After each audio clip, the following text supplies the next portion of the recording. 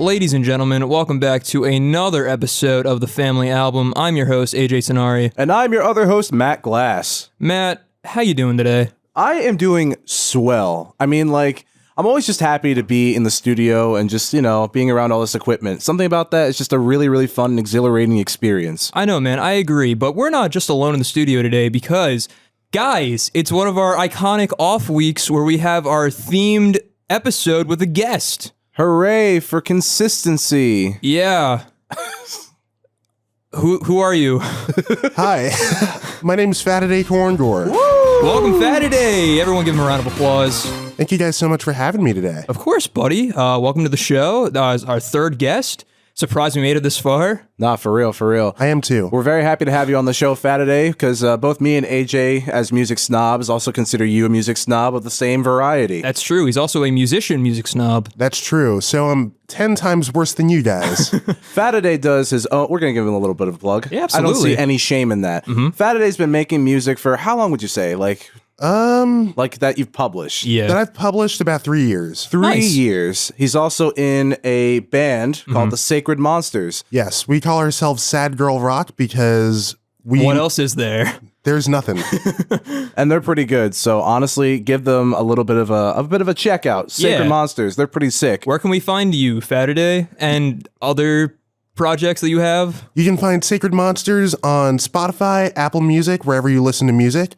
And you can also follow us on Instagram at Sacred Monsters Band. Nice. How about your own stuff, Fataday? For my own stuff, you can just find me on Spotify, Apple Music, wherever you stream music under the name Fataday Korngor. And I'm also on Instagram at Fataday Korngor Music and on Twitter at The Real Fataday K. Don't worry, we'll have his name in the title so that you know how to spell that. Exactly.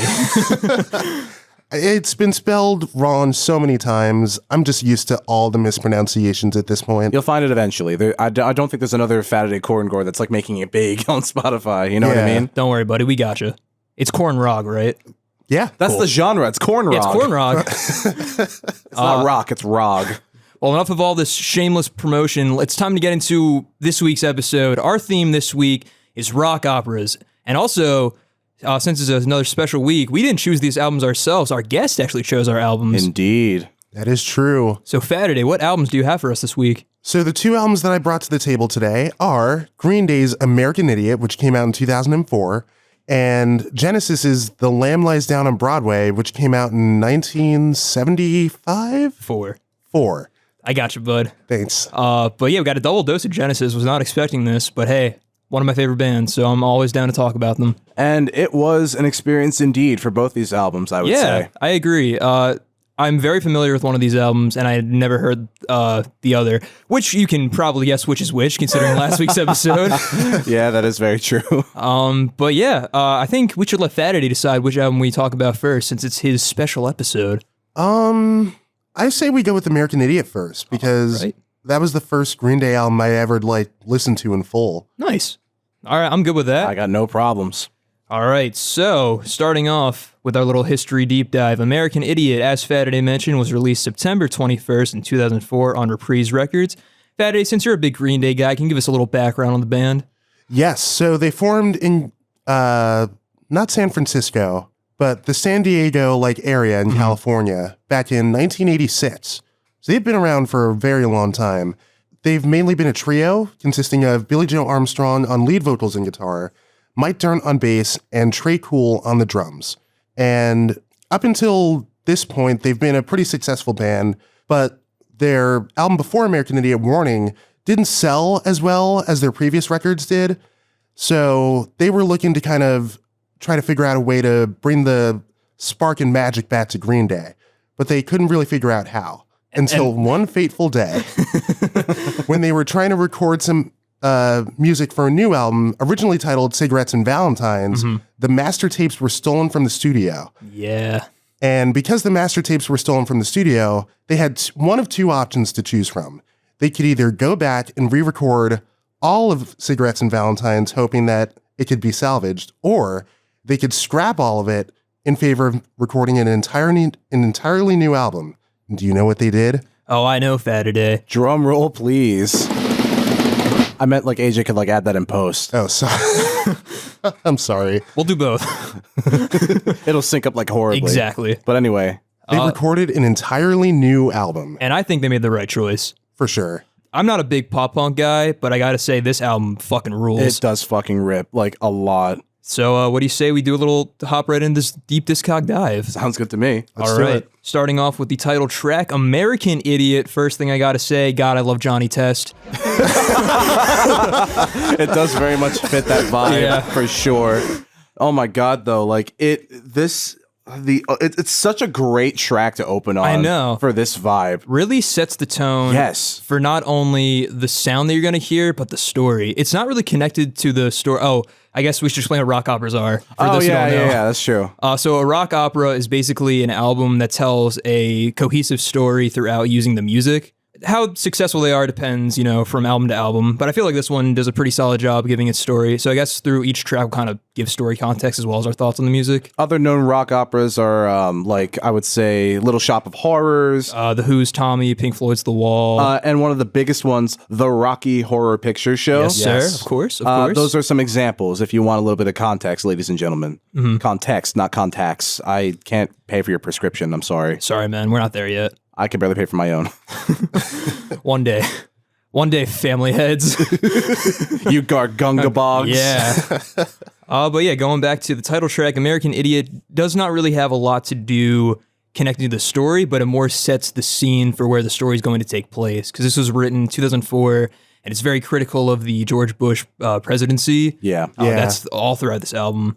And I feel like it does a great job. The lyrics are very biting, very, very negative, and like it really, really hits, man. All it's so upbeat, so fast, but still so like critical, and I love that. I think what's so great about it is that, like, you want to get angry when you're listening to this. Oh, yeah. Like, you want to fucking start a revolution, and I am all for that. So, like, this is, honestly, I would say that this is probably one of the defining moments of the pop punk scene of this time. 100%, for sure. Like, the guitar riff immediately hits you in the face like a giant sucker punch. It's iconic at this point. And it, like you said, it makes you just want to, like, rage and start a new political movement and just, like, go crazy. Yeah. Go stupid. Ah!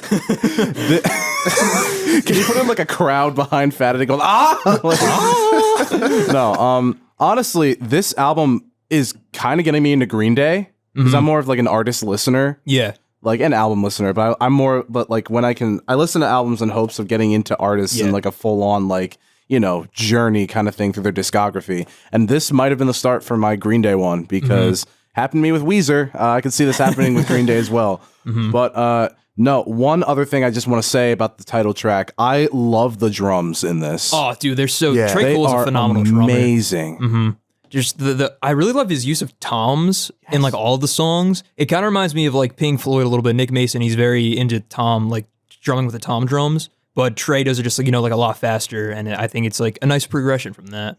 So I really enjoy. All right, let's go on to the next track, shall we? Oh, yes, sir. I fucking love this track. This might be my favorite track on the album. It's quite good. I mean, I re-listened to it. Originally, I didn't like the other two parts of the second track, Jesus of Suburbia. But after re-listening to like the whole album this morning, oh my God. I know. Oh my God. It feels like a rock opera when you get to this part. Multi-part songs, and everything just feels so grand, and everything just kind of flows right into each other. That's beautiful. I fucking love that. The beginning is still my favorite part. Yeah. But I will say, the more and more I've listened to Jesus of Suburbia, I have come to really, really like it. Like all the way Like through. each individual part. First one, I don't know what it is about like the drum beat, the da da da da da da da da. Like something about that. It's like it scratches an itch on my brain rhythmically. Since we're here, we'll explain the story. This is basically where the story starts of American Idiot. Yes. We have the titular character, the Jesus of Suburbia. He's the suburban kid who feels really jaded with the world, especially, considering everything that's happening in the early 2000s. As we heard with American Idiot, he's pissed off at his country, and he's pissed off with his kind of going nowhere, dead-end life in the suburbs. And he just kind of wants to get out there in the city and kind of make a name for himself and get a life of his own. And he kind of goes through this whole like spiel about like the problems with America and the suburbs and like how jaded he is. Is that a fair summary, Fataday? Yeah. I mean, you left out one important part. What's that? Lots of drugs. There is lots of drugs. Soda pop and Ritalin. Nah, but honestly, like this is very much where the story begins. Yeah.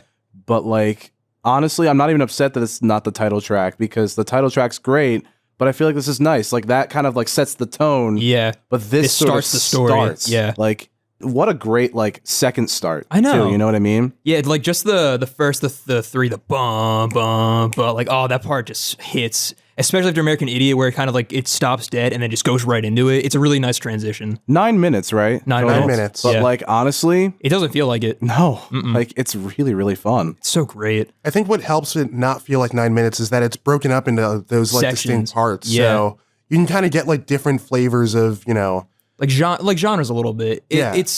It's mostly punk, this whole album, but like they kind of go different directions, which I like a lot. It helps to keep it very diverse and not like repetitive.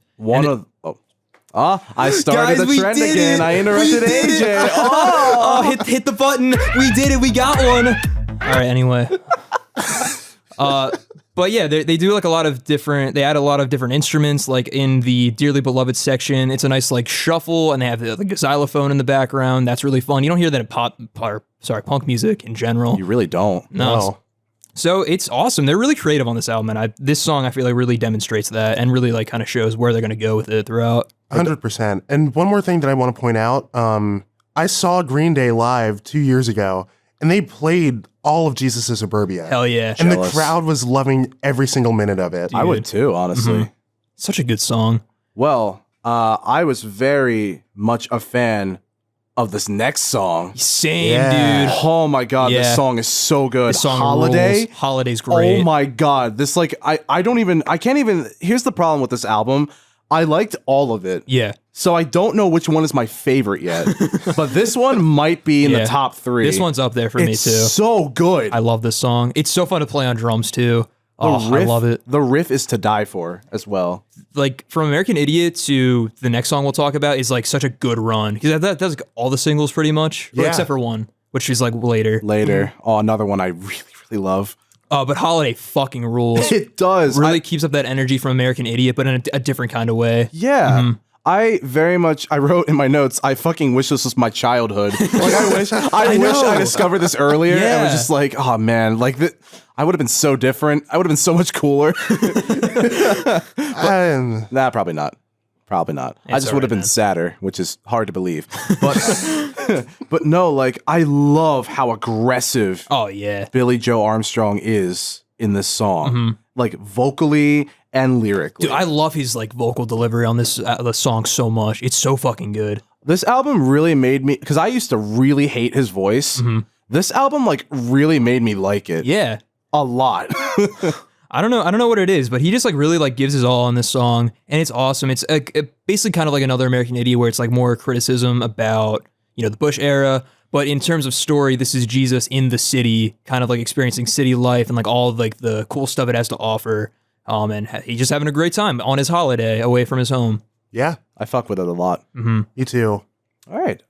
Next track, another personal favorite, I should say. Yeah. The Boulevard of Broken Dreams. I have a question for today. What's up? So on Spotify, these Holiday and Boulevard of Broken Dreams are together, and that's the same for most of the songs on the album. Is that how it is on like every release or just the streaming? So it's not like that on every single release. Like Okay. I own American Idiot on CD, and I'm able to like skip through Holiday to Boulevard. Okay. And then on their greatest hits album, it's broken up Yeah. properly. So Okay. I was just interested because it made me kind of a little annoyed when like downloading these songs to listen to. It's like I want to listen to St. Jimmy, but I don't want to have to go through Are We the Waiting? yeah, that's a problem that I've had because I make like a lot of band playlists. Yeah. And for my Green Day playlist, I had to like figure out how to split up all the Yeah. American Idiot songs. Like Holiday and Boulevard were That's easy. fine, yeah. But like St. Jimmy, I had to use one of the live versions from like Oh, that a live sucks. album. Granted, it's a great live Yeah. version, but like It's not the original. No. Yeah. You want like the feel of Yeah. having it not be live. You know what I Exactly. mean? Like for the aesthetic, for like, just Consistency. OCD's sake. Yeah. But Not to be also- confused with the OCP.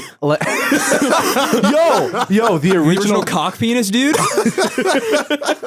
I really just want some like heavy like kind of like I'm the original cock penis. Dude, we got to get merch. Anyway, Yes. Boulevard of Broken Dreams. Let's talk about it a little bit more. Yeah. I think this is a really, really cool. This grew on me a lot. I didn't really like it upon first listen. It might have just been like overhearing it or over having it being overplayed. But coming back to it, I really enjoyed it. I feel like the lyrics are really nice. I feel like the beat is really fun and how it kind of like keeps building and building throughout, especially during the guitar solo. That part fucking rips. Yeah. I will say I have a really weird story about this song. So we've mentioned a few like video game references in the podcast. So Yeah. I think we can do a little bit more. There's a little bit of backstory of Matt Glass. So back in like, I'd say like mid 2000s, mid 2010s, Yeah. I'd say, there was this device called the Nintendo DSi. Yeah. And the Nintendo DSi had this wonderful application that I spent hours on called Flipnote. Oh. Flipnote was this amazing like application on the DSi that allowed any user to make stop motion videos by just drawing them out. Yeah. And it was fucking awesome. So I used to download all the stick figure fights, and one of the ones that I loved in particular had a fight set to this song. Oh, really? So I've always kind of had a personal, like a weirdly. So once I was like, oh my God, wait, this is by Green Day? I was like, wow, this is fucking tight. So yeah, no, this song, it's so really weird, I resonate deep with it. Yeah. This reminds me of my childhood, Yeah. oddly enough. So you're not a loser, Matt. You did grow up with Green Day a little bit. Only the one song. Yeah. Yeah, but it's okay. It's also how I discovered Daft Punk. Oh, Flipnote. Flipnote is how I discovered Daft Punk. That's a good discovery. Like the album. Anyway, I'll shut the fuck up. dude, the Gargunga Bogs and the Hobbits. Oh, dude, they're fucking losing their shit right now. Oh, dude, it's about to be bad. But yeah, no, this song is like, I think I like this even more than Holiday. Okay. Like, oddly enough, but like, I like the fact that they're together, and I also kind of hate it. But I like how in one of the greatest hits parts They separate them. Yes, Yeah. I very much appreciate that. So for that, I'll give it a pass. When it gets to like Saint Jimmy, we'll get there later. Yeah. But like, honestly though, I love it, and I also really love their usage of the left and right channels in the very beginning. That weird, like, what is that? That's a tremolo guitar that they had like set to a very specific setting. Okay. Specific setting. I don't know what I just said there, but That's all right, boys. Specific simming. yeah. Whenever they play it live, they usually have the tremolo set as like a backing track Okay. Yeah, that makes sense. because to replicate it live, the timing would just be off. Yeah. Yeah. Yeah. It kind of works though. No, it's for nice. sure. I like it as an intro. It kind of reminds me of what track is it from? Floral Shop. Is it Geography? No. Geography is the really scary one, isn't it? Yeah. Yeah. I'm thinking of Lisa Frank. Oh, Yeah. yeah. The displaced beats. Yeah, that's what I'm thinking of. I fucking love that album too. But yeah. Yeah, we already did that one. We can talk about it. Yeah. Anyway, story of Boulevard of Broken Dreams is Jesus kind of realizes that the city isn't all he thought it was cracked up to be, and then when the party's over, he's kind of all alone in the city with nothing to do, nowhere to go, and just kind of wondering, is this like all life is, just kind of going from one place to another with no sense of purpose, which will be followed up on. I feel like it's a very relatable kind of track to listen to lyrically. Feeling alone in an unfamiliar place. Yeah. Because haven't we all felt that at one point? Yeah. Alone. My shadow. Yeah, no, I like this one a lot. I agree. This next one, however, I'm not huge on. Yeah. I actually kind of like this one. Okay. It's very much a change of pace. It's necessary. yes. I agree. But I'm not a fan of the song in general. This song that we're talking about is Are We the Waiting? Yeah.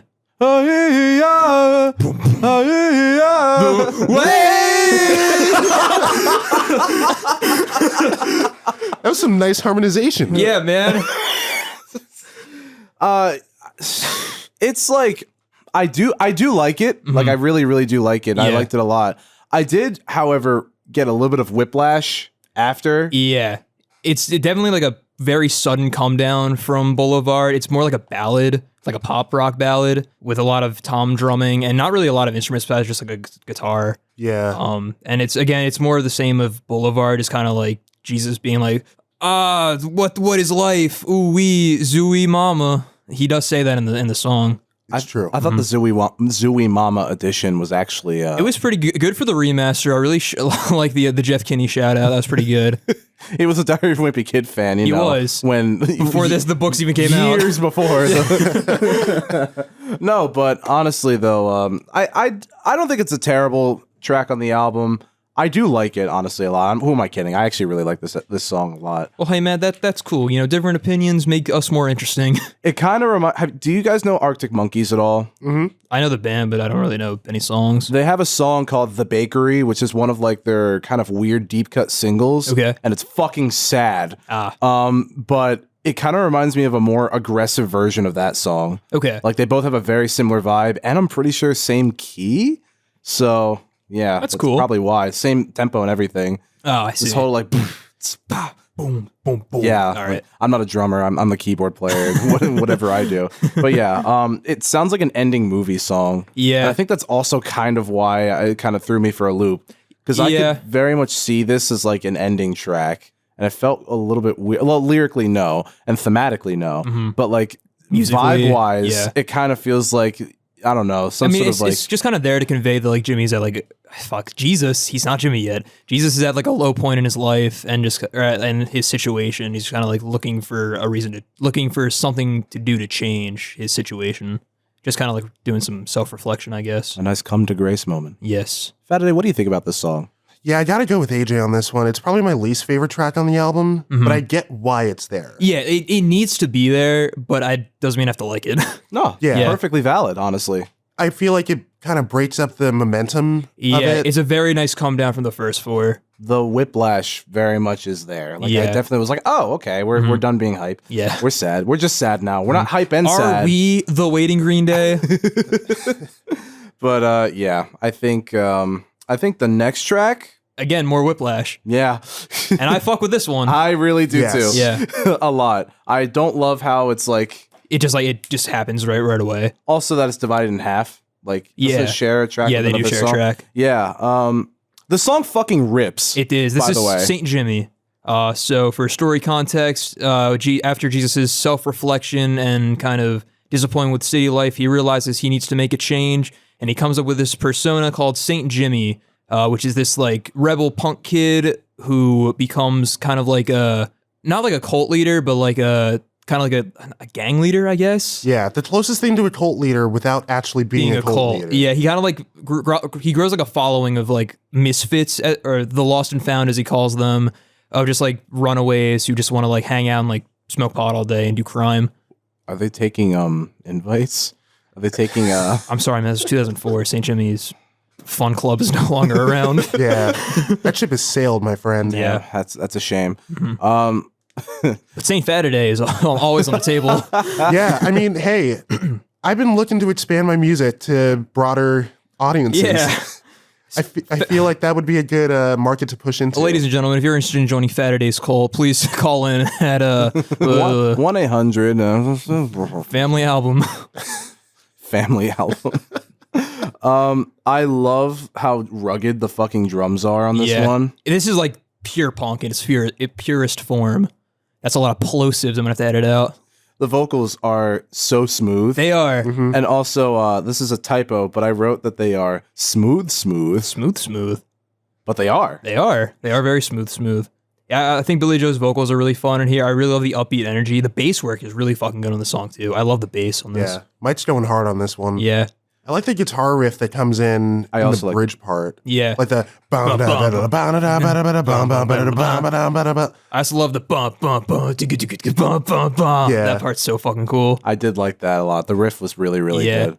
Not really a lot to say about Saint Jimmy. It's just a really solid, fun, fast pop punk song. It's very much like this is like the culmination of pop punk right here. Mm-hmm. And it does it well. And it lives up to the expectation. Yeah. So yeah. Saint Jimmy. How about Give Me Novacaine? I love this song. Such a I good also song. really like this one. This one grew on me a lot. This is one of my favorites as well. I fucking adore this song.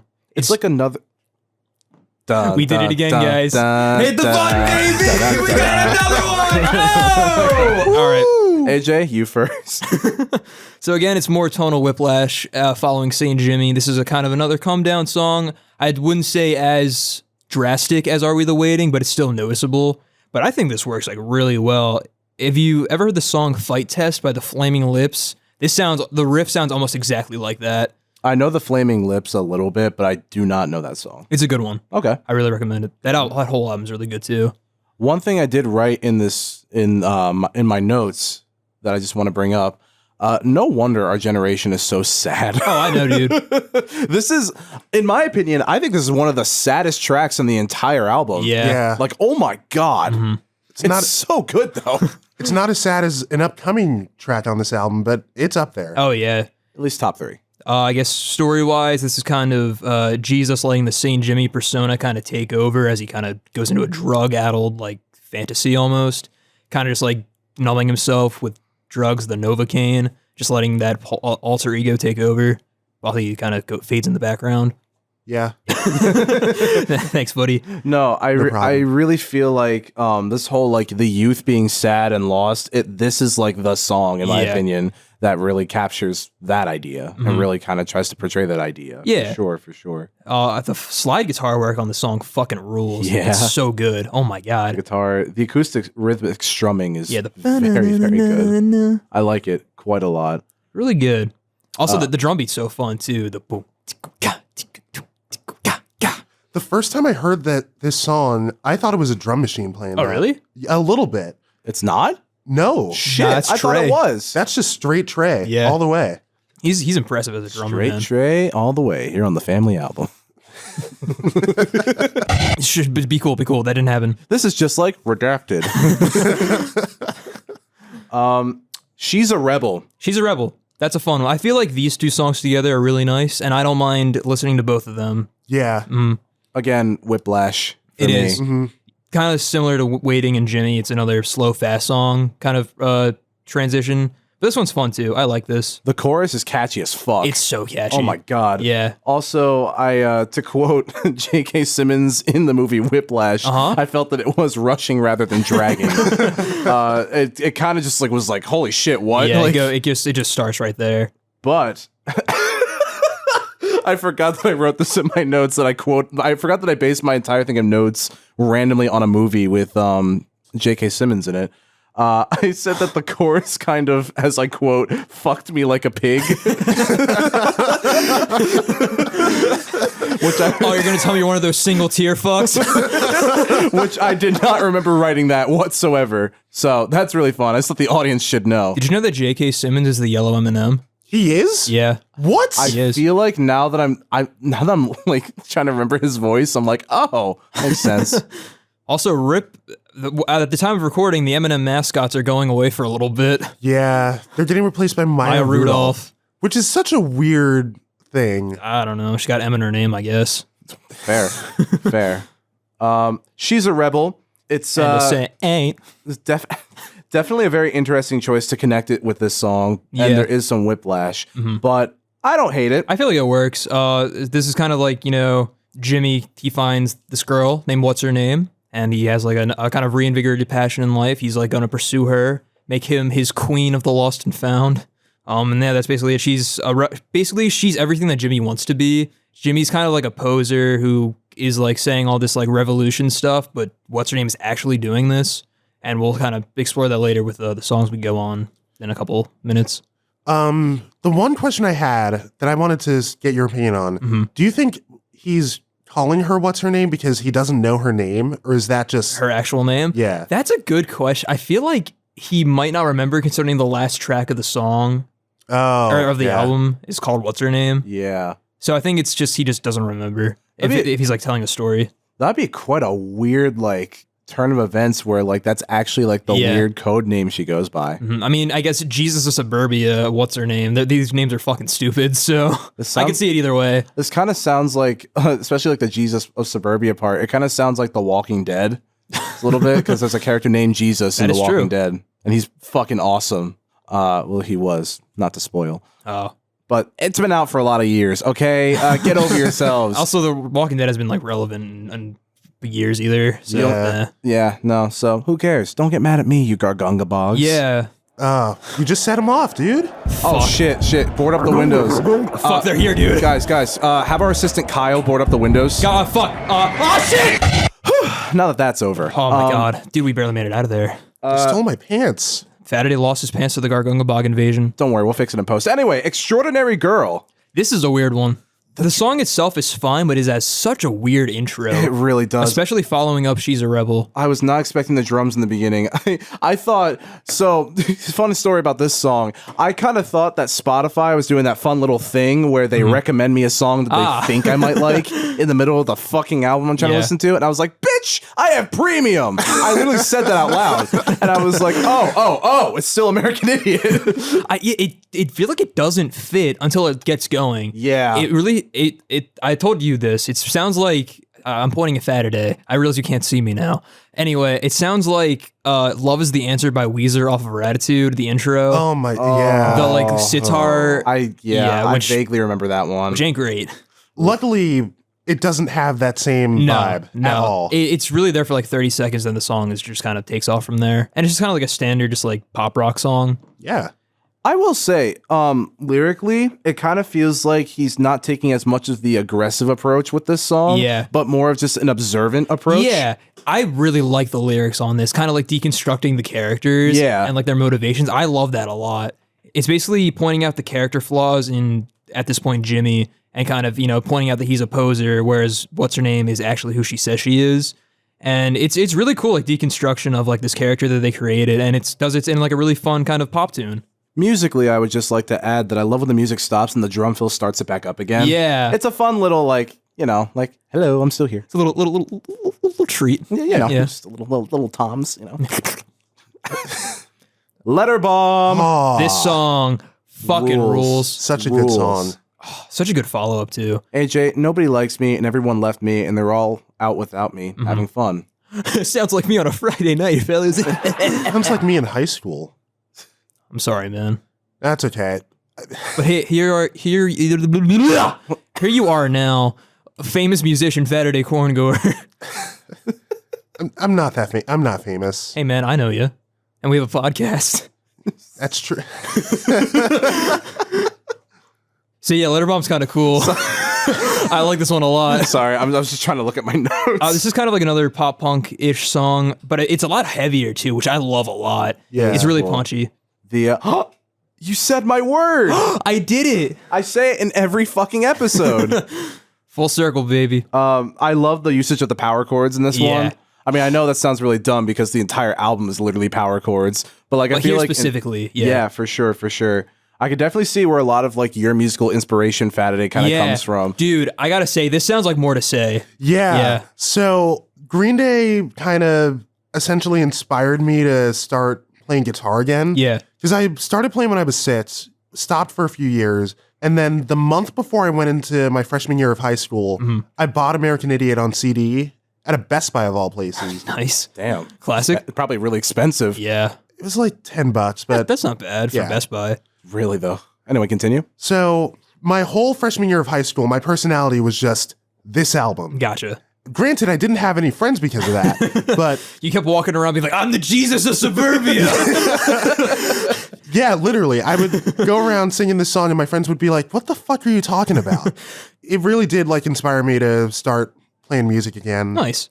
It fucks. I can see why. I joined my high school's jazz band to try to be a guitarist and I ended up playing trumpet. So it took a while, but Yeah, well, you got there. I got there. I love the lyric in this song. It's not over till you're underground. Yeah. Yes. God, what a powerful fucking lyric right there. That's good.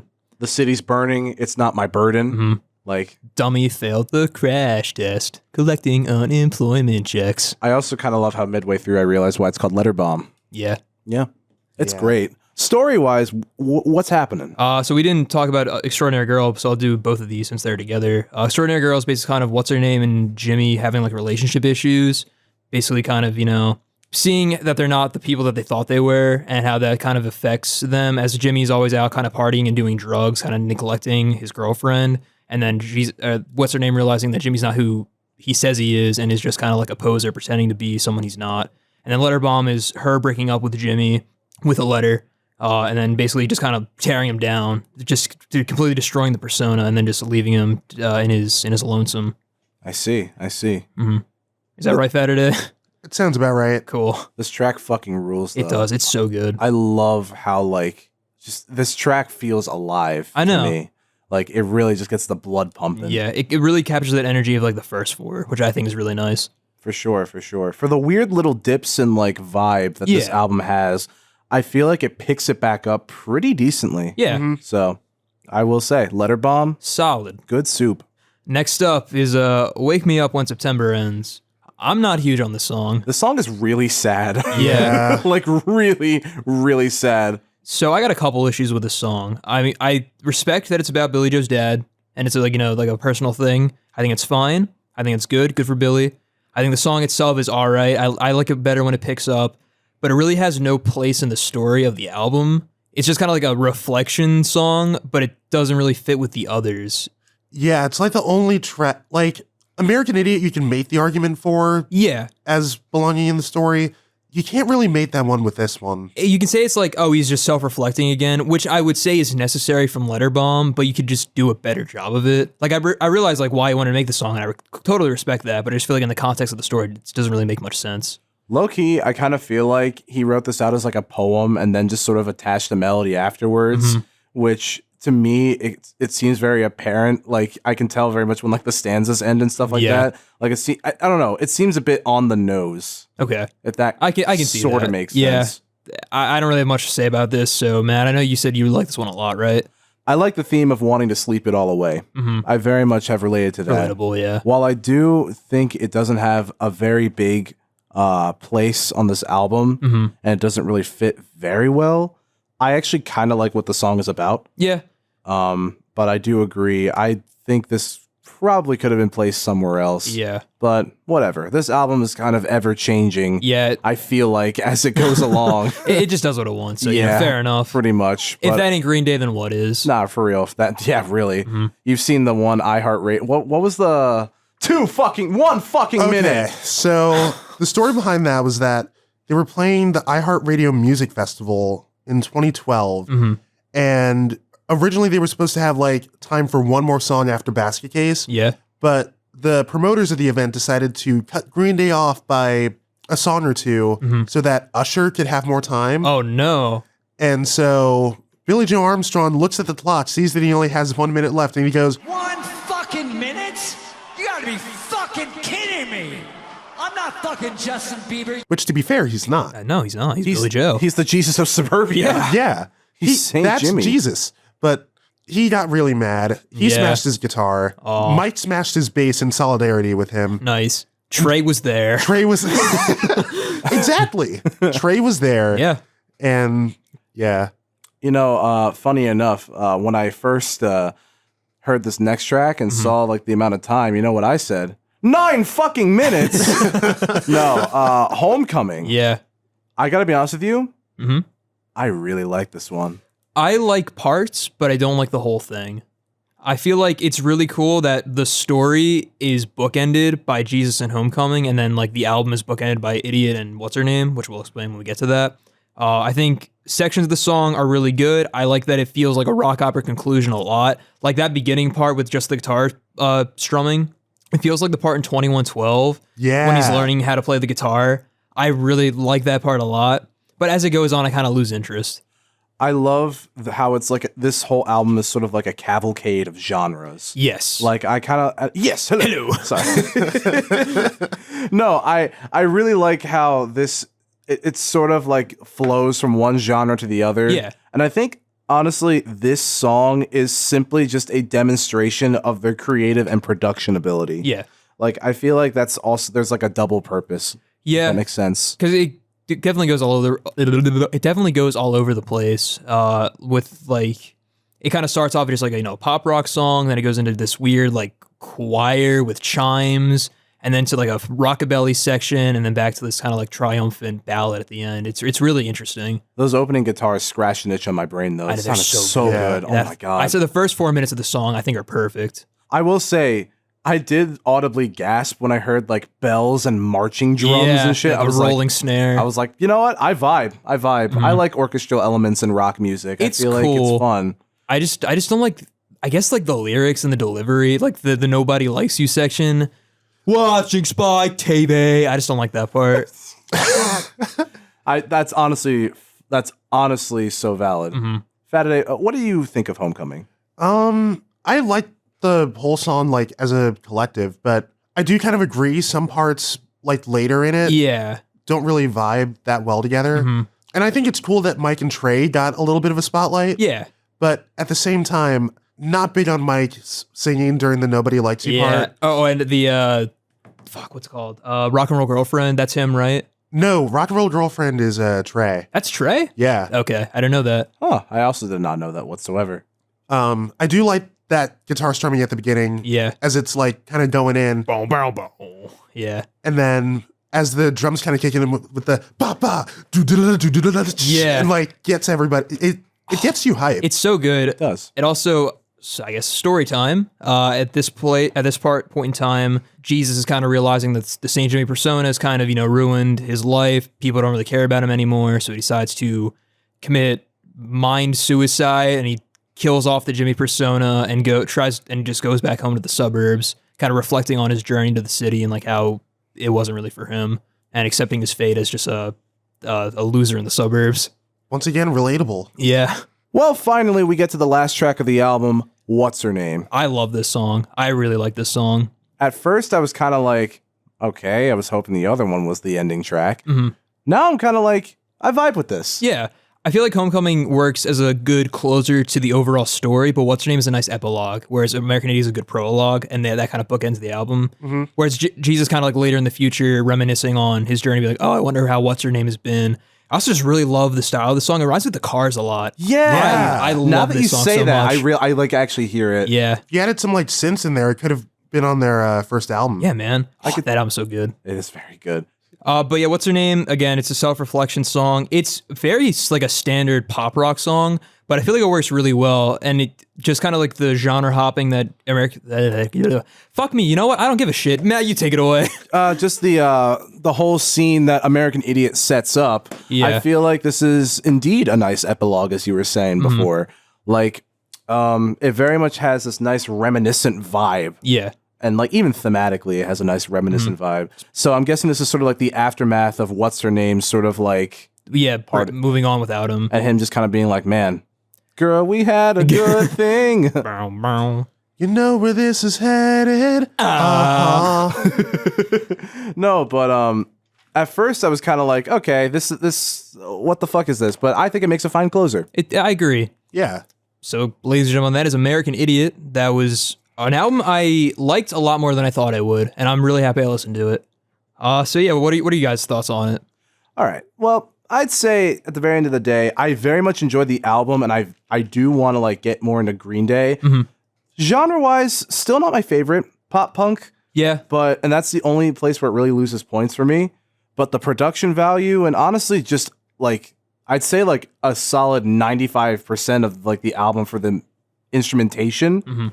It fucking rips. It's so good. It's so good. They're really good musicians. The choruses are super catchy. Yeah. And I feel like I can like see how it shaped an entire generation of music listeners. So I wish I heard it earlier. That's one of the last ending notes I'd say. And I'd give it a 4 out of 5 because I like the way the album sounds. It just isn't my favorite genre of music, but it made me like the artist. Yeah.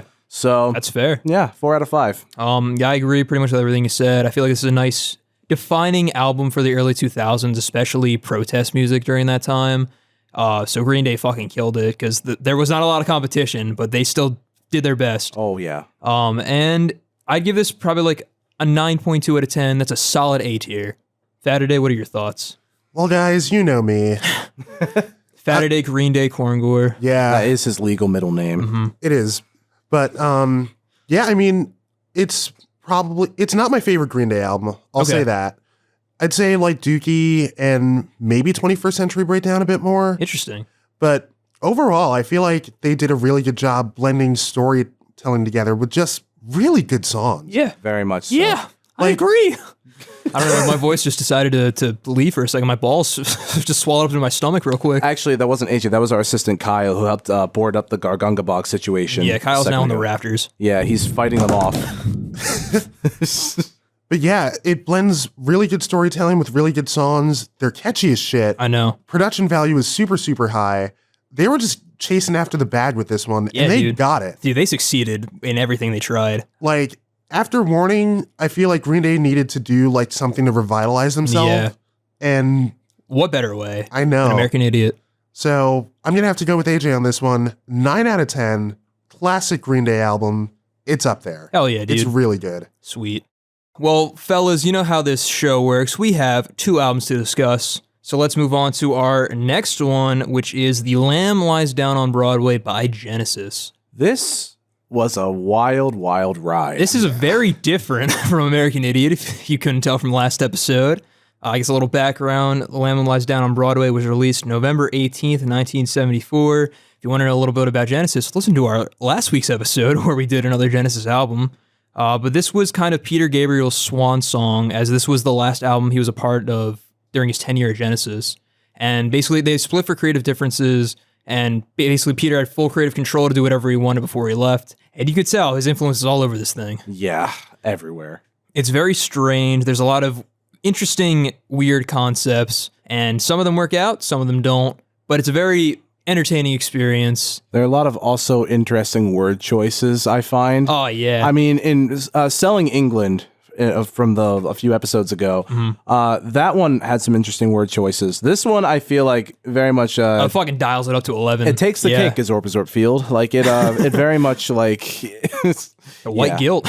Well, let's jump into it, shall we? Yes, sir. So starting off with the title track, The Lamb Lies Down on Broadway, I think this is a great opener. I also agree. I love the pianos on this. Yeah, the guitar riff is fucking great too. The Yeah. awesome. The drum work is great. Phil Collins, as he always does in Genesis, he kills it. Now let's fucking start breaking down this story, because oh boy, it goes places. I gotta be honest with you, I have no fucking idea what this show is about. All right. Neither do I. Like, I listen to this being like... so I should have like no idea what the fucking story. Rail? Rail. R-A-E-L. I feel like my brain got railed listening to this. You're probably not the only one. It definitely takes a lot of listens for everything to sink in. When this album was first released in the vinyl sleeve, Peter Gabriel included like a full story summary so you could follow along, and even that's complicated to like dissect. Oh boy. But basically, how it starts out is this street urchin gang member named Rail. He emerges from the subway after graffitiing some shit in the subway, and this big movie screen appears in the street, and he can't move. He's stuck in place. As he sees this lamb lying down on Broadway, as the screen begins inching ever closer. Basically, it's kind of setting up the setting of the story, much like American Idiot. It's in New York. There's a lot of references to culture and like different things that happen, like people getting kicked out of a movie theater, cab drivers, subways. Again, setting the setting while also introducing us to our character and a little bit of our conflict. But that's kind of expanded on as we go. I see. Also, in case you forgot the title of the song, they sing it like 8 times. Oh, yeah. So don't worry about that. You'll remember at all times what you're listening to. Exactly. But yeah, I think this is a really fun way to open the song. I really like the groove of this. It's very funky. Dude, Mike Rutherford's bass on this song fucking rules. I love it. It's so good, man. Anything else to say about Lamb? Nah, I mean, I'd say what I always say in every podcast. It's punchy. But yeah. Add to the list. We should keep a tally. Kyle, write that down. The first time I listened to the title track, I was actually taking a shower. Oh. So I just remember like hearing, all right, it's a calm intro, and then everything else kicked in, and I was like, whoa. What the hell is this? For those who can't see Fataday, he was just lathering or miming doing some lathering in the shower. He actually got fully naked just to do that did. bit. Yeah. I respect the commitment, man. I lost my pants. I might as well get rid of the rest of them. That's true. He's committing. The next track, however, Fly on a Windshield. Yeah. I like the intro. Okay. The E piano and the guitar. Yeah. It's kind of like this nice little, like, it has a nice little beginning, but then it hits. Oh my Dude, God. I love how Peter Gabriel's vocals, they start on the left, as he says, on the freeway, it goes like from left to right, then it just hits right on like the end of that, on like the one. It's so fucking good. What is the name of the guitarist again? Steve Hackett. Dude, he put his whole Hackatussy into this man. guitar solo. Like, holy shit. As he always does. I, like, literally, like in Selling England, I felt like whatever he was like, oh my God, that guitar solo hits so hard. I know. Dude, here, it's so, like, intense for just, like a 2-minute song. That's basically like a transition song, but it works so well. And, like, I love it. Like, basically for the story, he's stuck in place on the street, and the movie screen is approaching him. As he finishes saying freeway, he gets sucked into the portal, into this mysterious world that we will explore. And I think it's great. No, I like it. This album's full of a lot of instrumentals that sometimes work and sometimes are kind of on the more experimental side. Avant-garde. But we'll get to that in a bit as we prog rock. kind of give you a rundown. Any other thoughts, Fataday? No. I like this song a lot. Yeah. It's cool. It's cool. It very much reminds me of Hotel California was written by Led Zeppelin. Okay. Like, it has, like, with the guitar solo. Yeah. It has, like, a weird, like, I don't know. But how about we tune into the Broadway Melody of 1974? Yes, this one is a direct continuation from Windshield. I like how all these songs kind of flow right into each other. It's very nice. I literally listened through both of these not knowing the song had completely changed. Yeah. Like, I usually make a note to, like, look in between songs so I can, like, listen and write some stuff down, And I literally wrote, like, holy shit, the song changed. Yeah. I didn't even know. Dude, the transition is so seamless. It's insane. So I had to listen to Fly and Broadway Melody Like, twice. separately, yeah. I listened to them twice because I literally thought it was, But, oh my God, that grungy guitar. Yeah. The burner. Love it. Burner. That guy Hackett had a great time on that F chord. I can tell you that Yeah, much. man. Lyrics are really good though. Yeah. I love the lyrics in this one and the key change. I feel it's basically Rail's now in the portal. He's kind of falling, seeing all these like aspects of New York culture all around him. His last glimpses of the real world before he gets sucked down into this hell that we will see. Yes, Fataday? That wasn't. I thought you wanted to say something. Oh, no. Okay. Oh boy. Oh wait, I did have a note. All right. I think a lot of rock. I feel like more rock songs should have key changes Okay. because the one in this song worked really well. It's really good. Nah, it does work very, very well. I also love how it goes into this ambient vibe for the next song. Yeah, another great transition. Oh, is Broadway Melody is like the kind of slow down with the strums. Yeah. Oh, that's so. I love that part so much. This one, like, it's so weird. Cuckoo Cocoon is the next name of it's the next track. Yeah. And I love the vibe. It very much reminds me of Ween. Like a lot. Yeah. I can see that. Also, one thing I love about Genesis is just their usage of like orchestral elements in songs. Like the fact that you hear kind of like a woodwind section. Yeah, and the at wood one blocks point. in there too. Dude, it's like kind of crazy. Yeah. And I feel like they do it so well, especially in this song. Yeah. Like Selling England, it definitely had a lot of orchestral elements. Like there were some oboes and shit that were happening, but like, oh my God, like this was really dope. I liked it a lot. He went all out on this song. I feel like this song is slept on. I really like the song a lot. Me too. Yeah. It was really good. There's so many great elements in here, even though it's a really like kind of stripped down song. It's just basically just a guitar with some, orchestral elements and some keys in there, some aux percussion, but it works really well. This song is showing Rail after he got sucked into the portal, he gets knocked out. And when he wakes up, he's kind of wrapped up in this cocoon and he can't move. And he has the urge to just go back to sleep because he's not supposed to wake up yet. I like the theme of isolation. Yeah. And he's just kind of like contemplating, like he wants to get out, but he can't. He just wants to go to sleep too. It's a lot of conflict. He's like, I need to leave, but I feel like I can't. And then he just he goes to sleep at the end. Yeah, this one's probably one of my favorite songs of the whole record. I agree. It's not one of like the big heavy hitters. It's definitely slept on, but I feel like it's very underrated. I love it. The next one, In the Cage. In the Cage. This one's wild. This one goes places. The production on this song is insane. I love the simplistic yet ambient intros too. Yeah, they're really good. This one has a phenomenal outro. I love this outro a lot. The outro synth is incredible. Like, oh my God. There's it's kind of got like a whole bunch of layers and shit in this one. It's kind of like sections too. It starts off, this like kind of bouncy fast thing before the keys going dun dun dun dun dun dun, kind of creating the sense of panic as Rail realizes that the cocoon he was in was actually a straitjacket restraining his movement, as the place that he lies in, kind of these stalactites and stalagmites close in around him, creating this cage. Kind of start crushing him, and he can't move because the cocoon is still around him. Oh my god! As he's in the cage. Was telling myself that I'm not here, just drowning in a liquid fear. This is also the song we get introduced to Brother John. Oh, this fucking guy. Do you have a beef with Brother John? Yes, Dude, Fataday. Brother John is an asshole. Dude, and the word, I can't even, don't even get me started. We'll get to that. We'll cross that fucking bridge when we get there. Yeah. No, we'll burn that bridge when we get there. So the song introduced, I will say, so the storytelling on this album is not great, as you can tell. It goes all over the place. There's a lot of weird elements, and it's very hard to kind of dive deep into this in an hour and a half. So Rail's brother John shows up out of nowhere. He's also in this weird world that Rail is in. And Rail calls out for help as he's stuck in the cage. John looks at him as a tear of blood drips down his eye and then just walks away. What the fuck? What a fucking dickhead. Yeah, John is an asshole, but it's for a reason. And we'll get there when we get to the end of the album. Musicality-wise, I will say, the bass riff is quite nice. Yes. It's neat. I like it. I will say, Selling England, I feel like Mike didn't really have as much time to shine. Here, it's his fucking moment. His bass work is so good on every track. So do the drums. Yes. Like, the drums fucking rip on this one. Oh. Yeah. I mean, Phil Collins has always been like one of the greatest rock drummers ever. But like here, him and Mike, they're getting after their bag. Like, dude, pre-Phil taking over Genesis, Phil Collins is so slept on. I love his drum work here. It's so good. I will say too, and I don't know if this is a touchy subject or if I'm gonna get a lot of hate from the constant angry mob that's outside of our studio. Yes. I thought Kyle took care of him.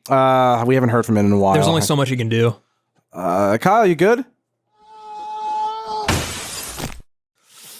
Not sounding very good. All right, we'll have to get Lyle in next week. Yeah, we can just get the interns like Dixie cups. No, but holy shit! In my opinion, I think this is the best hook. On the whole album? Interesting. Okay. I really like this one. It is catchy. Like what time signature is that? Is that 7/8? God, I think it is. Yeah, it's like a weird one. It's like it's like an odd meter. Yeah. But oh my god, like it's amazing. And then the funk section of this song. Their synth player needs a raise. Dude, Tony Banks? Like he needs a raise. So fucking good. For 1974. This is kind of ahead of its time. I know. Like, it feels like a play, almost. Like, especially with the drums, it's not really playing a beat. It's kind of accenting what everyone else is playing, which I love a lot. It sounds like boss battle music, too. Yeah, it really does. The bass is so heavy, and I love it. But I love how I like this song, and it was also kind of giving me anxiety at the same time. That's what it's supposed to do. You're supposed to feel panic, like Rail. Toward the end, I was getting Matt Berry So Low vibes off of Witch Hazel. That's a good album. I fucking love that album. But yeah.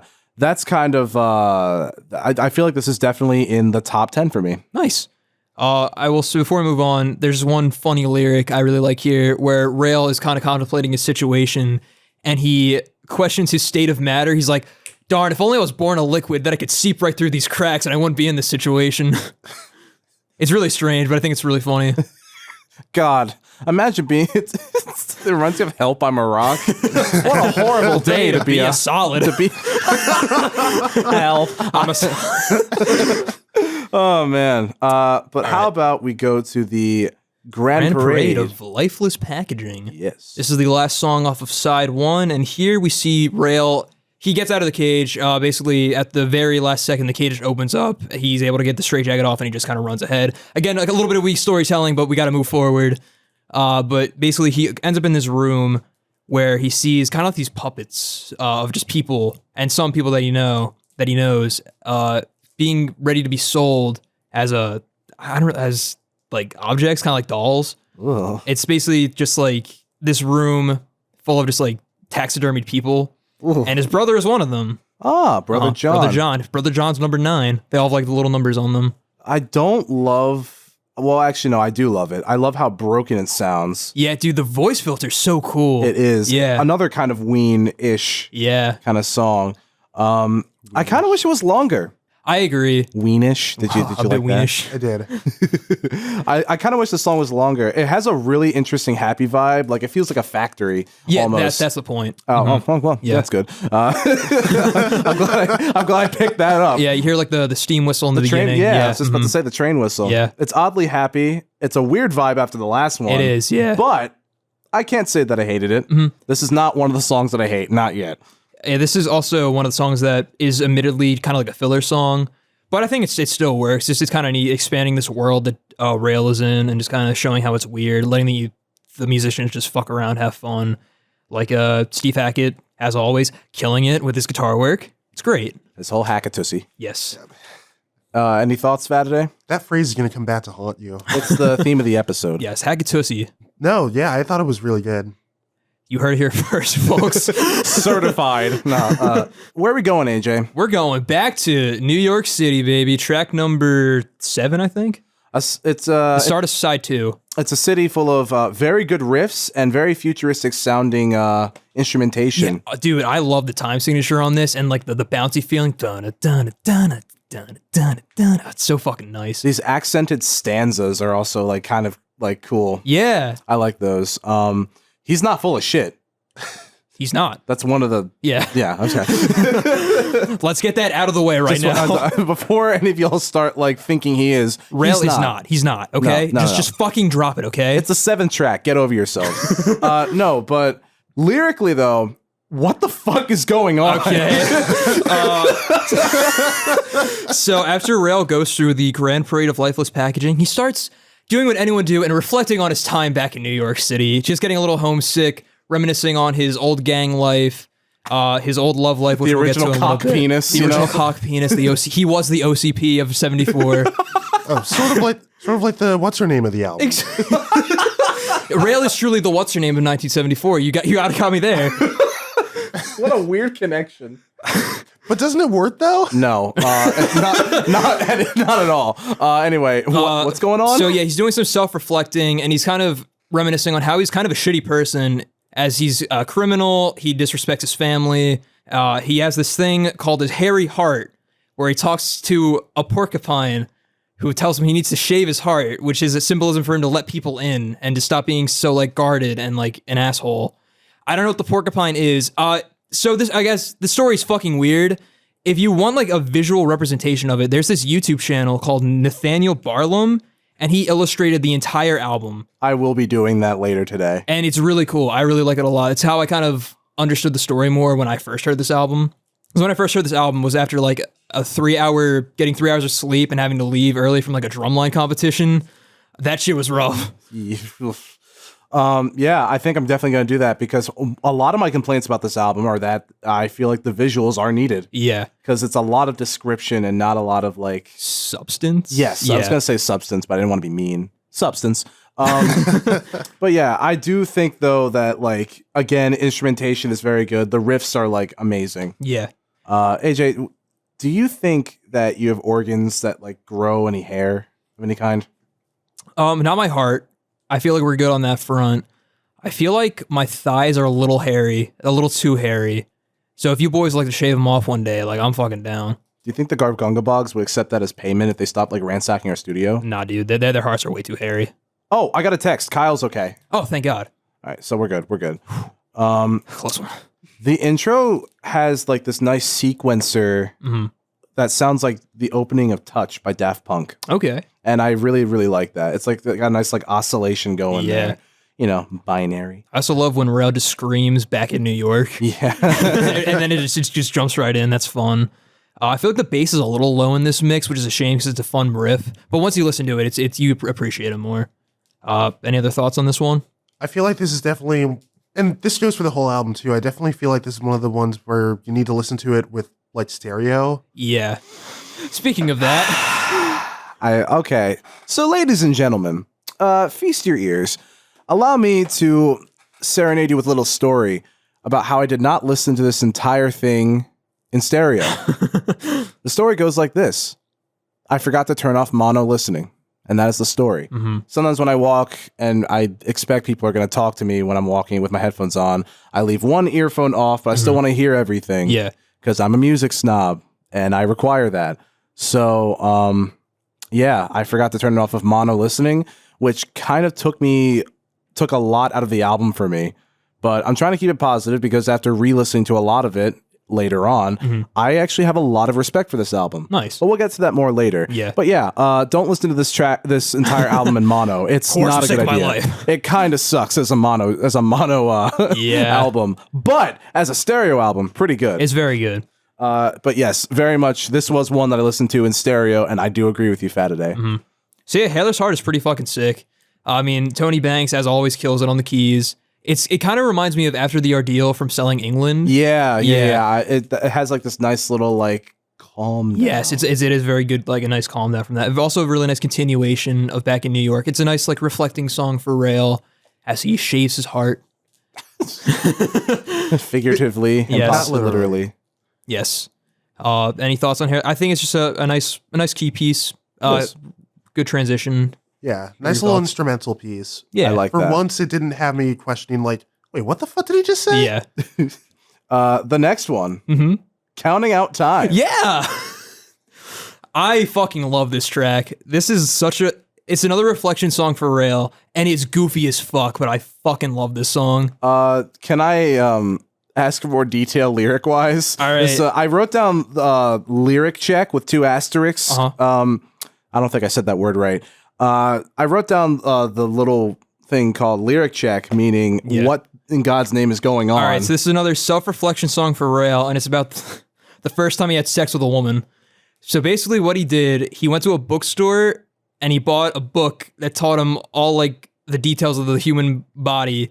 And he was like, all right, I'm going to pleasure this woman because I know everything from the book, which, erogenous zones, that's something from the book. He counts them out. He's counting out time until it's time for him to have sex. It's like a big test to him, which shows that he's not very in touch with his feminine side. And in the end, he performs horribly and she breaks up with him. I would imagine so. That is sad. Yeah. I was definitely not expecting that to be. Dude, it's goofy as fuck. I love it. Oh boy. I love Take It Away, Mr. Guitar. I will say, Genesis, they are the riff kings. They are. very much like do. I dubbed them the riff kings in my notes. It's true. Kyle, They get the got crown. good But yeah, I think this is a really fun like pop song. The guitar solo is really goofy. It sounds almost like in a swamp, just with the filter on it. Yeah, it's funky. It is. I also love the very end, the syncopation of the lyric. I got unexpected distress from my mistress. That sounds like a bad diss track towards somebody. Distress from my mistress. Sounds like, now you just sound like the Red Hot Chili Peppers. Can't stop with the yeah. I think the song is really fun. It's one of my personal favorites. Any other thoughts on this one? Not really. All right. Honestly. It's story-wise, it's just kind of, showing who Rail is as a character. He's not good with the ladies, if you didn't know. But this next one is fucking beautiful. The Carpet Crawlers. Such a good fucking song. Beautiful song. I love the dramatic ambient synth and organ in the very beginning. It sounds like early Ghost, like the band Ghost, or even Phantom of the Opera. It has this really nice feel to it. It's very ethereal. It is. And a little bit religious too. Like that having that the heavenly feel kind of. It's really nice. I like it a lot. AJ, I actually did have a question for you though. What's that? They mentioned at one point that there's only one direction that he sees. It's upward to the ceiling where the chamber's supposed to be. Would this by any chance be the penis explosion chamber? No. That is not in this album. That is in the later album. And then there were 3. That's when Phil Collins really comes to term with his OCP status. I see. But yeah, no penis exploding chamber here. That's the chamber 32 doors that it leads to. I see. I just wanted to clarify. Yeah, but no, we're good. No penis exploding yet. Okay. Not yet. That actually happens later. I'm not kidding. Oh boy. I do think though the drums are pretty good in this one. Yeah, they are. They gotta get in to get out. Yeah, man. So what happens here is after Rail comes back to his senses and he's in this chamber where there's people on the ground and they're basically stuck to the floor. So they have to crawl to the staircase that takes them up to this door at the very top. Rail is fine. He can just walk and he's just kind of reminiscing on his surroundings. It's basically kind of like a video game level where he's just kind of looking at people crawling. He goes up the stairs and then it's kind of like a checkpoint. He sees this harvest feast with like a couple people there that are like kind of taking a break from walking and crawling, and then he just keeps going back up the stairs. And it's a beautiful song. The imagery is really like potent. It is. I think it's fucking beautiful. The key work, the guitar work, the drum work, the bass work, everything is great in here. Gabriel's vocals are phenomenal. This is one of the best songs in the album, one of the best Genesis songs of all time. I fucking adore the song. I like it. It was very interesting, and I feel like the lyric choices were very interesting. I know, as like well. You can just kind of like picture everything that's happening, which I love. Like the porcelain mannequin, shattered skin, fears attack. Oh, it's so fucking good. I got to agree with you here. I don't know if I like this one or the title track more, but it's definitely got a diverse sound to it, which goes for like the whole album. Yeah. Like it goes places for sure, but like you can tell that they put their whole like Je ne sais. Je ne sais? That is not the word I was about to use, but we'll go with it. Okay. They put their whole je ne sais into this thing. Man. Like you can tell they worked really hard on it, and it's beautiful. Just a really good fucking song. Now, can I ask a question? What's that? So, if it's not leading to the explosion chamber, where is it leading, AJ? Well, it's leading to the next track, The Chamber of the 32 Doors. I feel like on all the tracks side 2, this is my least favorite, but it's still, it's fine. Down here, I'm so alone with my fear, with everything I hear, and so many doors that I walk through. So basically, Rail is in this chamber of 32 doors. There's a big crowd of people, and basically every time he walks through a door, he comes out a different one on the other side, and the goal is to find the door that leads to the next area. So it's kind of like causing like a panic with everyone in the room. I don't like this part because it's him kind of like, instead of taking action, he's like, I should have someone else do this for me. It's just kind of weird. He's just looking for a way out of this chamber, and it goes on for too long. It's like 7 minutes. Yeah, I did say that it was kind of long in my notes, to be honest with you. The song is kind of heavy. It is. Yeah. There's a big slowdown after like the intro, and that kind of like repeats throughout. So it's, I get why it's there, but it's not a favorite of mine. Yeah, it's not a fan of it either. Yeah. Kind of mid, not gonna lie. It is kind of mid. Well, then let's go to the next one, the Lilywhite Lilith. That song's not mid. I feel like this is another slept-on song. It kind of rips. I love this song. It picks up where Chamber 32 Doors leaves off, both musically and story-wise. So basically, while Rail is looking for a way out of this chamber, he comes upon this woman named Lilywhite Lilith. She's a blind lady who calls herself a creature of the cave, and she knows the way out, but she needs a guide because she can't see. So Rail kind of offers his hand to her, and she leads him through the right door and takes him to the next area of the place, and tells him that he has to wait in this room to go through a trial before he can move on to the next area. I already know where this is going. Yeah. No, this is the imagery in this one is very descriptive. Yeah. Yeah. Yeah. Throne of Jade. That's the best way to describe it. Right. I think musically this one is very, very fun. Mm-hmm. I don't think this is one of my favorites on the album, but I think it's so good. Like coming off of 32 Doors especially. This one I used to think was like a filler track, but after listening to it, I just really liked it a lot. Like musically, I think it's really fun. I like the chord structure of always keeping like the same note for a while, like as the bottom note, the root note. Like there's a lot of B flat. I just wanted to like. Oh, nice. I just wanted to point that out there. Just a lot. I want to call it that. I don't know what the fuck notes are. It's okay. I don't know my alphabet. Listen, y'all don't even need to care, honestly, ladies and gentlemen. And Gargungabogs. Like, you don't need to care. Except for the hobbits. You guys actually do need to care. Yeah, we're sorry about that whole incident. This will be on the test. Not happy about that. No. We want Kyle back. Yeah.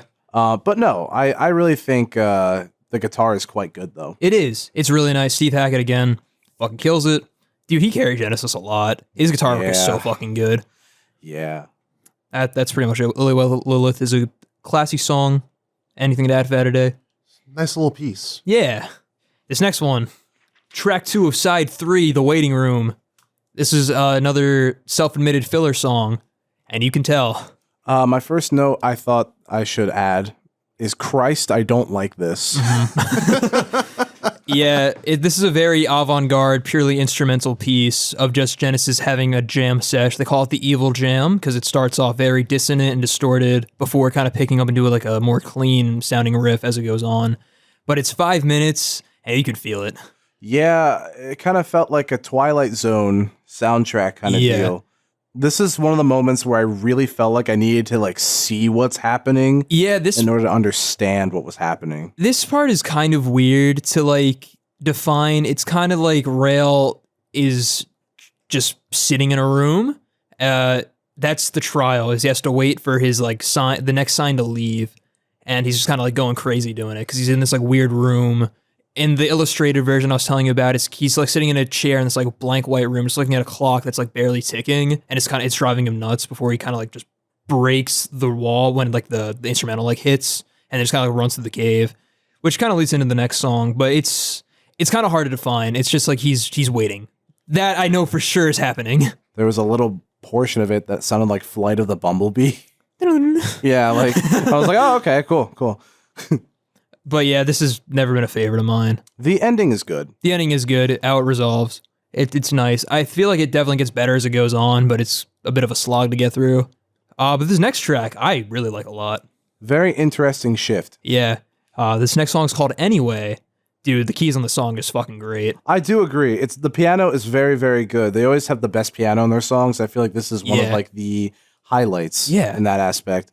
The strings are also pretty good at the very end. Strings are great. But I will say, at this point in the album, I was getting quite weary of this album. That's fair. It was at this point, and I was kind of like, this is a good song, but like, this is very, very long. Yeah. That's all. I mean, it's definitely an album that you don't want to listen to a lot. It's better when digested in small doses, where like you listen to it once, you wait a while, then you listen to it again, and like appreciate the stuff that you missed the first time. Listening to it all back to back kind of like brings the negative elements of it up front a lot more because it's such a long album and it's such a weird abstract album as well. So it's very like mind-boggling and time-consuming to figure out. But I still like it. And this song is cool. It's basically Rail's aftermath of the waiting room. He's kind of like coming to terms with his situation, like, and accepting death. He's like, I don't think I'm ever getting out of here. I think I might just die, and I just hope it happens soon. I just don't want to deal with this anymore. So yeah, it's a funky beat too. What a really sad note to end on. Just, It is. I don't know when I'm going to die, but I better be fucking soon, you know? Yeah. Dude, Slippermen? We haven't got to Slippermen yet, never mind. Lifeless packaging, reminiscing on your failed sex life. Why wouldn't you want to die? That's fair. That is very, very fair. Well, I think I see somebody coming, AJ. Who's coming? I hope not in the studio. That's illegal.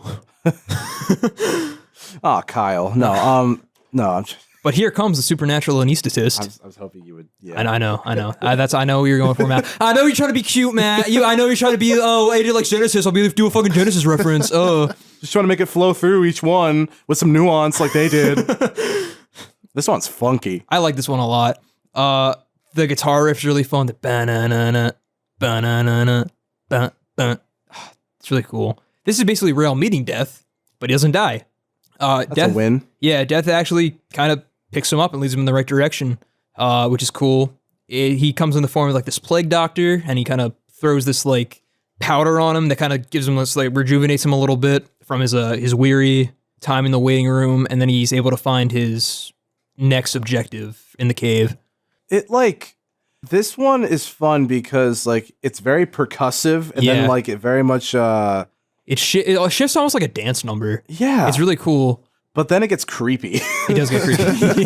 Like really, really creepy. Mm. And then it sounds like you're being put under at one point. Yeah. Like, or how I would imagine it would sound like. Anesthesia. Yeah, there we go.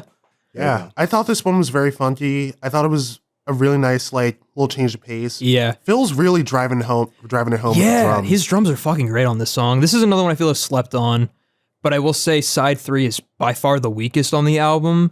And even though there are bright spots, they're not as strong as the other sides. But I feel like Anaesthetist is up there, but not as good as this next track. The Lamia? The Lamia. Oh my God. This one's so fucking good. Such a good song. Yeah. The piano was like an immediate, like, I love it for me, for sure. It feels like Odyssean or like Grecian, like Greek mythology, which makes sense given the context, but like it has that like epic feeling to it. Like song wise, it feels like you're watching like a Greek tragedy or something. Speaking of like what's going on, where's our main character? Our boy Rail? Yeah. All right, so Rail, he finds this hallway that's filled with water, and he takes off his clothes and he goes in kind of like to cleanse himself from everything he's been through. and these 3 snake women called Lamia approach him, and he fucks them. That's basically what happens. Oh, shoot. He has sex with them, and then after he has sex with them, they shrivel up and die. And he takes what's left of them with him to eat later because he's hungry. And then he leaves the pond. You know, as one does. How cliche. Classic. That whole disintegrating sex snake woman trope, it's been used in every piece of ever media. seen The Martian starring Matt Damon? Ever saw Interstellar? Oh my God. You could not, I would not have guessed that's what was happening in like a million years. Because it's very subtle. You don't really pick up on that. But yeah, it's basically like he just has sex with these snake women. It's this very romantic moment, this kind of like way to help him like alleviate tension, and then they die, and then he leaves to further his journey. You know, I wrote in my notes that I felt that this is something you have to see live, and I'm very glad that I now know the context, so I can redact that statement immediately.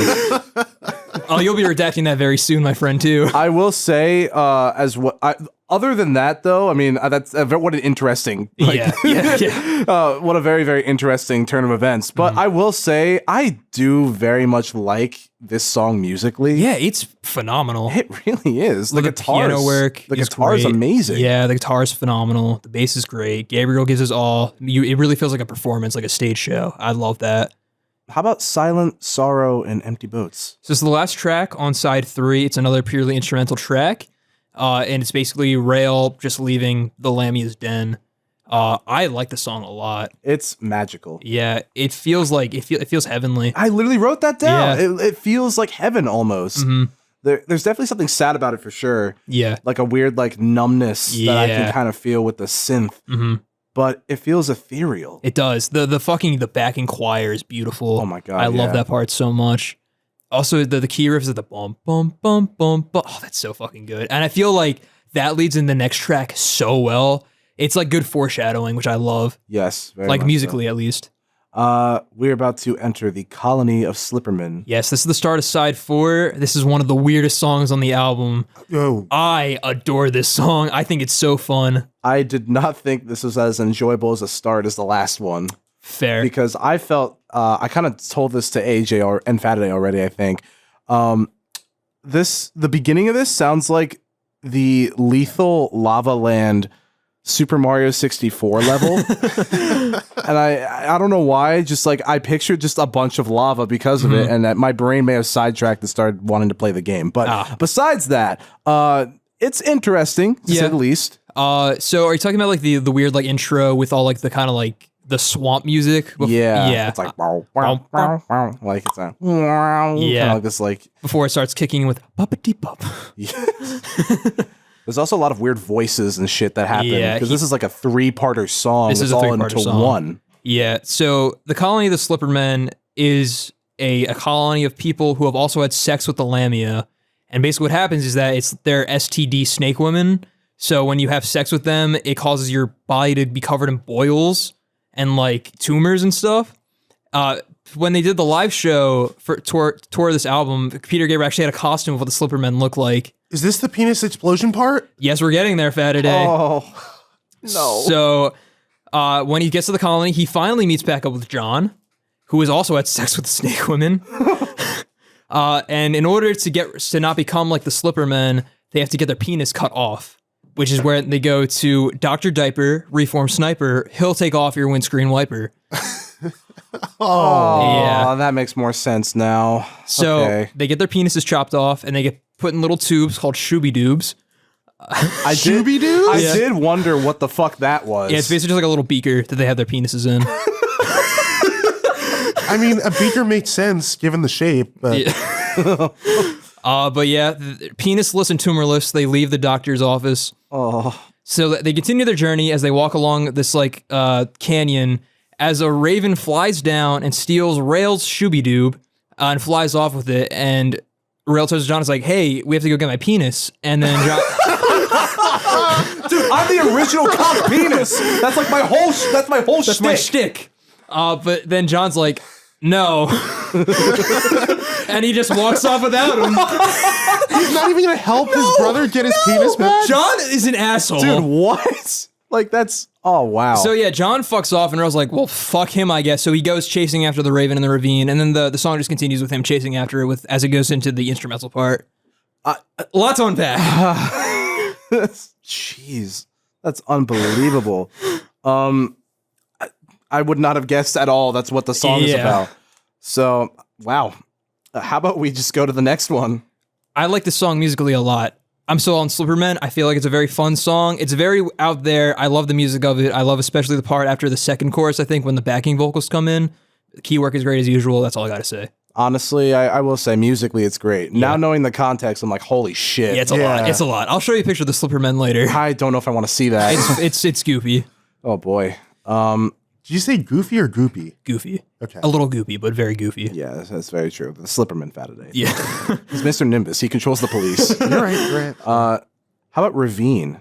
So Ravine is another instrumental track. I feel like it's a nice transition between Slippermen and the next track. It's basically just Rail, again, just chasing after the Raven. The Raven drops his penis in the river. That's the last part of Slippermen. And it's basically him following the penis as it travels through the river. And that's what the song is. Just a nice like instrumental, kind of setting like the ambient tone for where he is. There's a lot of like flowing water in the background. Yeah. It's kind of like a Vertigo kind of piano style where you kind of feel like a little uneasy. It's kind of cool, a little creepy, but kind of cool. It's a nice little, like you said, a little creepy. I just think it's funny that like it's being set to this image of Rail running, trying to get his penis in the river. Come back! I need you to piss. Oh my gosh, the sci-fi little segments in this song are very interesting. Is there like a theremin or something that's being used at one point? I think so. Actually, that might just be Steve strumming on the guitar. Really? Yeah. Dude, I thought there was a guitar as my co-host That's right a callback. It's a callback. No, but it is. This is a lot. Yeah, this is a lot to take in. But I am a fan of the vibe. Yeah. Next one. The Light Dies Down on Broadway. This is a nice return. It is. A very cool, like a kind of full circle moment. What would you say? What would you say is happening here? So, at this point, as Rail's chasing, he's peeing down the river. He sees a portal back to New York, just in the middle of the open there. He kind of takes some self-reflection on like what he's been through, his journey, his time back in New York, and he's like, I can go home. I can finally leave this cursed place. And he looks over to the river, and he sees John fucking floating down. Because he's a fucking idiot. He got himself tossed in the river, and now he's stuck in the current. So now Rail has to make the choice. Does he want to go back to New York, or does he want to save his brother? And can you guess which one he chooses? Not saving his brother because he wouldn't help him get his penis back. Actually, no, Fataday. He does choose his brother. Yeah. What? Yeah. I know! Why? That's why it's like, dude, I was so angry. Like, I was only half invested in the story, not gonna lie to you. But when I found out that he didn't go home after whatever the fuck he experienced in this new world, I was so livid. Like, how? He was such a dick. It's important to his development, guys. We'll get there. But the penis! I know. He lost his penis a little bit. He lost his penis in Ravine. It's true. Yeah, his penis kind of floated away because he saw the portal. Like, oh shit, the portal. So he lost track of it. But yeah, so he chooses his brother John to go save instead of going home. It seems like a bad choice, and arguably it is, but it makes sense for the story when we get to the ending. Musically, what are your thoughts? Musically, I would say that I like how it's a return to the main like a reprise. opener. Yeah, I like that. But like a little more like down tempo. Yeah, and a little bit more like this is it. Kind of feel. Like a climax. It's really nice. I kind of wish that the climax could have been reached a little earlier. That's fair. But I will say, I did think this is a very, very big point in the song, and it did that well. And I really like how it tied in the melody. Yeah. Again, that's all I'll say about that. Next one is riding the Scree. This is Rail's attempts to save John as he goes through the river. It's basically just him swimming through, trying to catch up to John. There's a nice, fun, goofy, bouncy music in the background. There's also, it's essentially purely instrumental except for the last moment where Rail's explaining what he's doing, and then there's a nice little part at the end that says, "Evil Knievel, you got nothing on me." I was really wondering why he decided to just randomly say that. It's because he's a daredevil, just going through this dangerous current. It's like, I lost my penis. I don't give a shit what happens to me. Yeah, basically. It's basically him just kind of being a show-off. I wanted to let you guys know that I wrote down, shit, he's riding it. He's really riding it. Scree. The pioneers used to ride these babies for miles. It's a Scree. A Scree. It's a stupid Scree. It's not just a Scree. It's a Scree. Oh God, this is This is devolving. it really, really Hey, is. we got 2 tracks left, ladies and gentlemen. Please stay with us. I'm sorry. I think all of our subscribers have officially clocked out. I can I feel them. I swear. It'll all make up to it. I swear. I'll give you a little kiss if you stay tuned. I think I'm losing my memberships and sponsorships. Yeah, no, definitely a very interesting one musically. It is goofy. It's goofy. But it's, It's whatever. yeah. The second to last track, In the Rapids. This is the climax of the album. Basically, Rail kind of embraces the situation because he realizes he's never going to catch up to John if he just swims in the current. So he has to go with the current. So he goes under the water to allow him to like push himself further, so he can essentially get in front of John and grab him, so he doesn't like keep floating away. So he manages to do that, and they go up on the shore. And Rail is like, you know what, John? You know, we've been through a lot, man. I'm just glad you're my brother. He turns around to look at John, and then John has Rail's face. AJ, Yeah. I don't mean to alarm you, What's but that? do you know what this means? What's that? He saw his own face on John. Exactly. So that means you may find yourself. But that is his beautiful face. Why? Okay, so all right, I gotta find the words for this. So John is like an allegory for all the good parts of Rail. So Rail is an asshole at the start of this album. He's in a gang. He's a criminal. He's a piece of shit. He doesn't know how to have sex. Going through his whole journey, What a loser. it's imperative. It's imperative to the narrative. He kind of sheds these like toxic qualities in different ways. He shaves his heart. He has sex with the Lamia. He loses his penis. That's like a metaphor for him in becoming more feminine. And John is all the good parts of that. Even though it's not really clear because John is an asshole throughout all of this. Basically, John is what Rail strives to be. And when he finally becomes John, he reaches enlightenment. Yeah. Thoughts? I do love how like soft this part is. Yeah. With In the Rapids. Mm-hmm. Well, up until the end, of course, when he's like, "It's my face," like he's like says this whole thing. It's mine. But I will say though, it's the intro is so peaceful. It is. I feel like the only way I can really describe it, like with the whole in the Rapids situation, is sort of like the adrenaline, like your body just sort of getting you in the zone. Yeah. Like it's kind of numbing around all like your perception of what's going on because you're going after John. It's something dangerous. Yeah. You just kind of have to get into, okay, it's game time mode. And I feel like that you can really feel that with this overall instrumental. Yeah. Like you can feel just his like he's only determination, focusing on John, and I feel like that was portrayed really, really well. Yeah, and then like it comes down at the end for where they finally can like take a breath, and then he comes to the realization at the end. For a first listen, I feel like that was one of the only portrayed things, like one of the only things that really was like portrayed like very, very well. That like only a person half invested in the story could like just understand. I gotcha. Like I didn't understand a lot of it, but I did understand that John was an asshole. From every mention of John, I was like, okay, he sounds fun. Yeah, John sucks. We all my homies hate John. Yeah, can we get a hashtag down with John? Up with Rail, down with John. Bring back Kyle. Where we made it, guys. We made it to the end. The last track called It. I really like this track a lot. Agreed. Fair enough, I guess. Yeah, the synths are very, very good. Like instrumentally, it's fun. Lyrically, it makes no sense, and that's kind of the point. Because basically, this whole album is a bit of a shitpost, where Peter Gabriel's just like having fun, just making shit up wherever he fucking goes. So this album is kind of poking fun of it. If you're trying to like look for a deeper meaning in this, you're not really going to find one. Basically, the theme of the album is enlightenment, and the enlightenment is that there really is no meaning. It's just for fun. It's just doing what we want to do. I think there was one line where it was like, it's like in between your legs. Yeah. Like something like that. Yeah. Like I Not anymore, Rail. You. No, but honestly though, I was very happy at this point that like it had kind of ended. Yeah. And just because like, I'm not saying the album was bad, but it definitely was a long one. It's a lot. It's definitely a very intimidating listen, especially for first-time listeners. So I definitely recommend taking your time with it, giving it some breathing room, and then just coming back to it later, at a later date. I probably will. I very much want to watch like the illustration. I think you'll enjoy it. It's very, very creative, very fun. But yeah, that's The Lamb Lies Down on Broadway. What are your final thoughts? Ooh. Fataday, would you like to start? Yeah, I mean, it's very long. It is very long. Like, an hour and a half album is nothing to be, like, fucked with, but it's still really good in a lot of places. Yeah.